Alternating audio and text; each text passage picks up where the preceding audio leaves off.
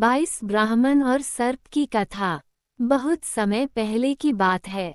एक गांव में हरिदत्त नामक एक ब्राह्मण रहता था। गांव के बाहर उसका एक छोटा सा खेत था, जहां खेती कर वह जीवन यापन हेतु थोड़ा बहुत धन अर्जित कर लेता था। ग्रीष्म ऋतु थी। वह अपने खेत में एक वृक्ष की छाया में लेटा सुस्ता रहा था। अनायास ही उसकी दृष्टि वृक्ष के नीचे बने बिल से बाहर निकले सर्प पर पड़ी। सर्प को देखकर ब्राह्मण के मन में विचार आया कि संभवतः ये सर्प मेरे क्षेत्र देवता हैं, मुझे इनकी पूजा करनी चाहिए। हो सकता है ये मुझे उसका उत्तम प्रतिदान दे। वह तत्काल उठा और गांव जाकर एक मिट्टी के कटोरे में दूध ले आया।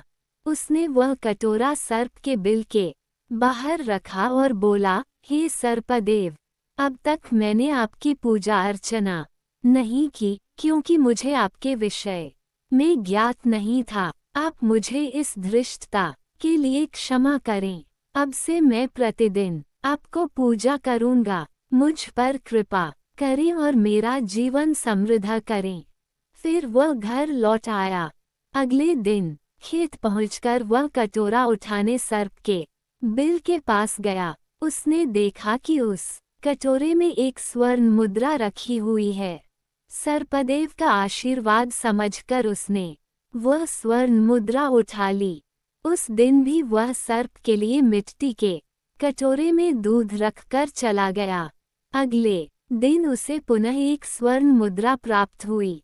तब से वह नित्य प्रतिदिन सर्पदेव के लिए दूध रखने लगा और उसे प्रतिदिन स्वर्ण मुद्रा मिलने लगी। एक बार उसे किसी कार्य से दूसरे गांव जाना पड़ा, इसलिए उसने अपने पुत्र को खेत में वृक्ष के नीचे बने बिल के पास मिट्टी के कटोरे में दूध रखने का कार्य सौंपा और दूसरे गांव की यात्रा के लिए निकल पड़ा। उसका पुत्र आज्ञानुसार दूध का कटोरा सर्प के बिल के सामने रखकर घर चला आया। अगले दिन जब वह पुनः दूध रखने गया तो कटोरे में स्वर्ण मुद्रा देख चकित रह गया। स्वर्ण मुद्रा देख उसके मन में लोभ आ गया और वह सोचने लगा कि अवश्य इस बिल के भीतर स्वर्ण कलश है। क्यों न मैं इसे खोदकर समस्त स्वर्ण मुद्राएं एक साथ प्राप्त कर धनवान हो जाऊं। किंतु उसे सर्प का डर था।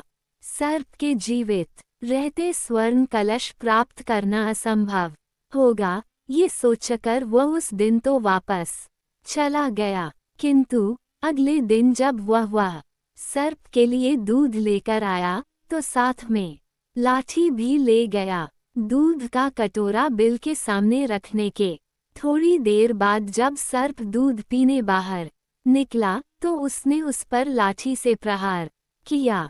सर्प लाठी के प्रहार से बच गया, किंतु क्रुद्ध हो गया और फन फैलाकर ब्राह्मण के पुत्र को डस लिया। कुछ ही देर में विष के प्रभाव से ब्राह्मण के पुत्र की मृत्यु हो गई। इस तरह लोभ के कारण ब्राह्मण पुत्र को अपने प्राणों से हाथ धोने पड़े। सीख: लोभ का दुष्परिणाम भोगना पड़ता है, इसलिए कभी लोभ न करें।